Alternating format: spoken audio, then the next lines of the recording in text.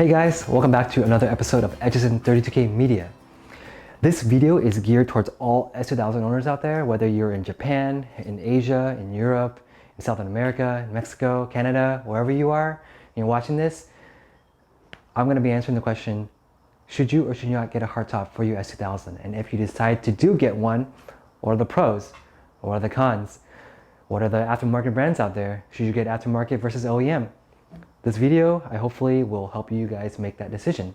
And I'm personally going to give you guys some feedback and some insight on my hardtop journey and what I currently have versus what I had before. So I hope this video helps. So yeah, without further ado, let's get going. So why should you get a hardtop for your S2000? I think S2000s look completely different with a hardtop. It totally transforms the look. It makes it look like a unique roadster. And it basically makes the S2000 look more aggressive. I mean, it looks aggressive enough, but I think the hardtop completely changes the look, and for the better, in my opinion. Hardtops also protect your car against thieves. It's not going to protect your car from getting stolen, but say if you have a soft top, they can actually cut it and slash the soft top and just take whatever they need. If you have a hardtop, then they can still break the window, but I guess it'll take them longer if they want to cut the hardtop, because you can't just stab a hardtop. You might be able to, but I think it might take longer for a thief to steal it if you had a soft top. Also, having a hardtop, I guess, protects it from the elements like rain, snow, wind. I guess you have a soft top, meaning if you're trying to drive in the snow or drive in the hail, it might damage your soft top. But hardtop, I guess it gives you overall better protection from the elements. The rear window gives you, I guess, with a soft top, visibility isn't that good. There's a lot of blind spots, and the rear blind spot is one of the worst in the S2000s, and I'm sure everybody knows this. With the hardtop, you have a wider range to see things. It's still bad, but not as bad. So technically you can see easier when you're doing lane changes or when you're looking in the back. So that's one of the pros of, I guess, having a hardtop. Lastly but not least is, I think, when you're trying to have a conversation, I guess the in-cabin noise is reduced with the hardtop. And S2000 owners, you guys don't buy this car to have conversations with other people, with passengers.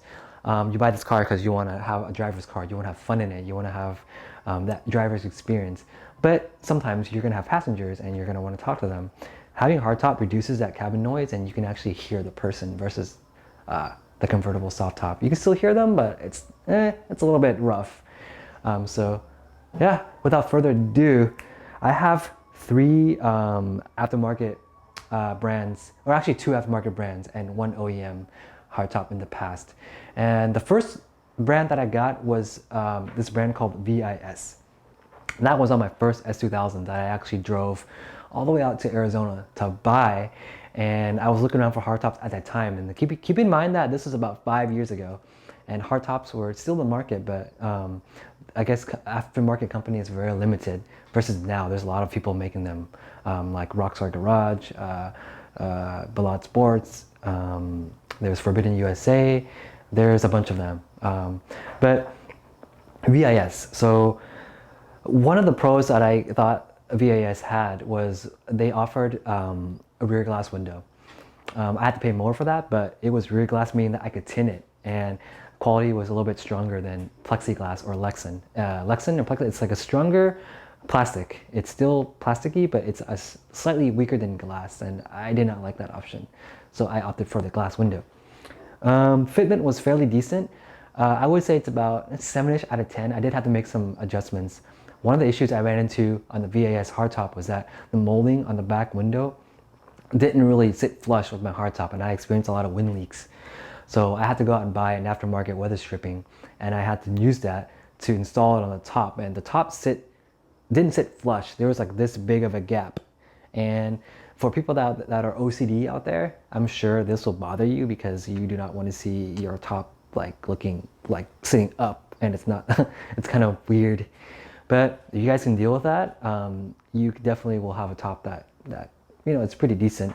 Price-wise, I paid about $1,500 for the top. That's not including the paint job. So you can actually get it painted for an additional $400. So I paid out the door probably about 1,900 for the top, which was, I think, in my opinion, fairly decent at the time. It's a little less than half of the price of an OEM hardtop, and that included all the hardware. The brackets were aluminum. They're the one piece, meaning that if you have to take off the hardtop, you're gonna have to take off that bracket completely, versus OEM hardware, meaning you can actually just disconnect it and just take off the top. The hardware will sit in the car, so if you want to just put it back on, it's easier. But overall, I was fairly content with the VAS hardtop, given the fact that I had to do some minor adjustments to make it fit. But price-wise, I thought it was a really good deal. Just keep in mind that you have to actually spend and invest a lot of time into doing little tweaks here and there to make it fit. So that's the VAS hardtop for you guys, and I had that S2000 for about 2 years before I sold it, and I sold it with the hardtop, and the paint was still good, fitment was good, and yeah, everything was fine. Second option is the option that I currently have in my car now, and this is an OEM style Forbidden hardtop. Forbidden USA is a brand that is located in LA. I actually recommend them, and if you guys want to get an aftermarket option on your car, go with them, no questions asked. I think their customer service is top notch. They treat their customers very well, and if your hardtop experiences issues, they stand behind their product, which I think is really, really rare for a lot of aftermarket companies. But I won't get too much into details on that. I'm here to talk about the product. So it's made in the USA. It's not outsourced, or I guess made in China or another country where I guess quality control isn't that good, and it's like you go from one top that's good, that might be good, to one that's bad, one that's good. So it's not consistent. It fluctuates. And the rear window, this is a thing that I didn't like. It was that it's made of plexiglass or Lexan. So when you're trying to tint it, you can't. So you're gonna have to stick with that clearish look. There's a company in LA called Ballad Sports that actually makes glass for this particular aftermarket hardtop, and I paid about $550 for the glass plus installation, and I tinted it as well. So I think it gives it the more, I like the tinted look, and I think glass is higher quality and it fits better than the plexiglass. I guess one of the things I also liked about the Forbidden USA hardtop is that it comes with 3M seals, and the seals are really high quality. I have had this top for about 4 years, and the seals, I'm on my second set, and they're holding up pretty decent. No wind leaks. Installation was a breeze. You have to actually wipe it down with alcohol before you put it on. But 3M is a very reputable brand. I'm sure you guys know of that already. And the adhesive is really strong. It's been holding for the last 3 years. It's about 18 to 22 pounds, which is not super heavy. But I think if you had another buddy, when you remove and reinstall the top, it'd be a lot easier. My hardware, I used the OEM Forbidden hardware in the back, but on the front, I used the Alloy Craft version 2.0. It's a more permanent installation versus using the OEM strikers where you actually just bolt it down. My the Alloy Craft hardware that I use is more of a permanent solution. You actually bolt it in and it stays there. So taking it off is a little bit more of a hassle, but you get what you pay for. And over time, with Forbidden hardtops, fitment was a little bit better than VIS, but you still have to do some minor adjustments. You know, you're still gonna have to take it off and on, have to like adjust the back, adjust the front to get that fitment to fit tight, and you might get some wind leaks here and there.